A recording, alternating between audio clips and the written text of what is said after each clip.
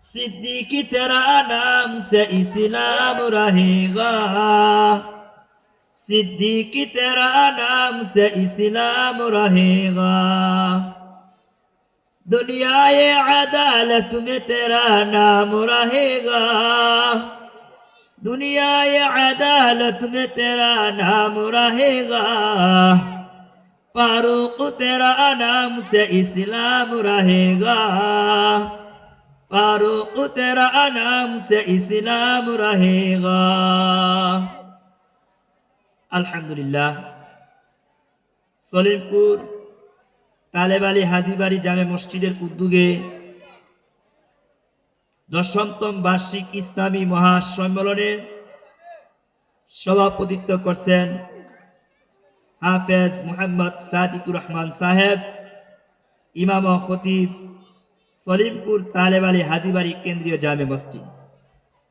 উপস্থিত মুকাররম মুআজ্জাজ উলামায়ে কেরাম, আমার সামনে উপবিষ্ট পিতৃতুল্য মুরব্বিয়ানে আযম, ছাত্র, সর্বস্তরে ইসলাম প্রিয় তাওহীদি জনতা, পর্দার আড়ালে অবস্থানরত আমার সম্মানিতা মা ও বোনেরা,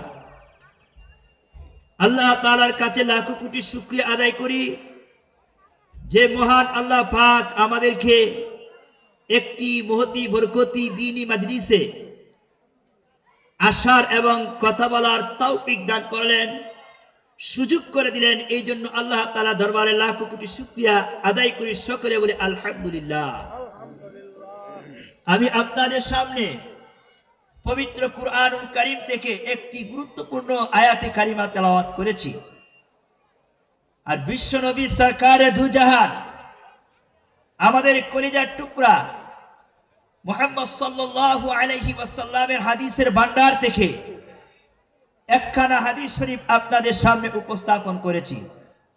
মহান আল্লাহ পাক যদি তৌফিক দান করেন, কুরআন এবং সুন্নাহের আলোকে ইনশাআল্লাহ সংক্ষিপ্ত আকারে কয়েকটি কথা বলার চেষ্টা করব। আসুন, এই পৃথিবীটা হচ্ছে ক্ষণস্থায়ী, ক্ষমতা ক্ষণস্থায়ী, অবস্থান ক্ষণস্থায়ী, ব্যক্তিত্ব ক্ষণস্থায়ী। এই দুনিয়াতে চলাফেরা যে শক্তি সামর্থ্য, এটাও ক্ষণস্থায়ী। মোট কথা হচ্ছে এই পৃথিবীটা হচ্ছে একটা ক্ষণস্থায়ী এবং দুকার বস্তু, এটা আসল জায়গা নয়।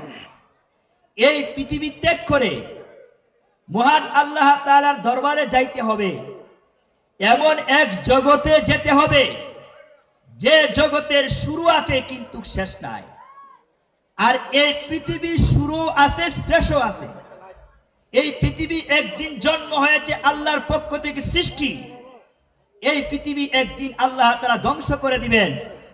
এমন এক জগৎ, এমন এক অবস্থান সৃষ্টি করবেন যে অবস্থানে মানুষে দুনিয়ার যত আমল করেছে, আমলের ফল উপভোগ করবে। এই জগতের নাম হচ্ছে আখিরাত। এই আখিরাতে আমাদের যদি শান্তি পেতে হয়, তাহলে এই পৃথিবীতে থাকা অবস্থা মহান আল্লাহ পাকের ইবাদত করতে হবে, রাসূল করিম সাল্লাল্লাহু আলাইহি ওয়াসাল্লামের আদর্শ অনুসরণ করতে হবে। রাসূল আকরাম সাল্লাল্লাহু আলাইহি ওয়াসাল্লাম যে আদর্শ উম্মতের জন্য রেখে গেছেন, এই আদর্শ যদি আমরা মানতে পারি, তাহলে দুনিয়াতে কামিয়াবি হব, আখিরাতে আমাদের সফলতা আসবে। আর আসল সফলতা হচ্ছেই পরকালের সফলতা, আসল সফলতা হচ্ছেই জাহান্নামের আগুন থেকে মুক্তির সফলতা, আসল সফলতা হচ্ছেই কিয়ামতের কঠিন ময়দানে সরকারে দুজাহান রাহমাতুল লিল আলামিনের শাফাআত নসিব হওয়া। আসল সফলতা হচ্ছে হাসরের মাঠে ডান হাতে আমলনামা সংগ্রহ করা। যদি আখিরাতে কেউ মুক্তি পেতে পারে জাহান্নামের আগুন থেকে, আল্লাহ তাআলা বলেন ওই ব্যক্তি হচ্ছে আখিরাতে সবচেয়ে বেশি সফল কাম। যে ব্যক্তি সফল হয়েছে পরকালে, যে ব্যক্তি সফল হয়েছে আল্লাহর কাছে, যে ব্যক্তি সন্তুষ্ট অর্জন করেছে মহান আল্লাহ পাকের, ওই ব্যক্তি একমাত্র প্রকৃত সফল। দুনিয়ার সফলতা এগুলো কিছু না, এগুলো হচ্ছে ক্ষণস্থায়ী। কেউ প্রধানমন্ত্রী, কেউ প্রেসিডেন্ট, কেউ এমপি, কেউ মন্ত্রী, কেউ চেয়ারম্যান, কেউ মেম্বার, কেউ কোন প্রতিষ্ঠানের সভাপতি, সেক্রেটারি, এগুলো হচ্ছে দুনিয়ার ক্ষণস্থায়ী ক্ষমতা, এগুলো আজ আছে কালকে থাকবে না। এজন্য আল্লাহ পাক বলেন ফামান যুহজিয়া আনিন নার ওয়া উদখিলাল জান্নাতা ফাকাদ ফাজ ওয়া মাল হায়াতুদ দুনিয়া ইল্লা মাতাউল গুরুর।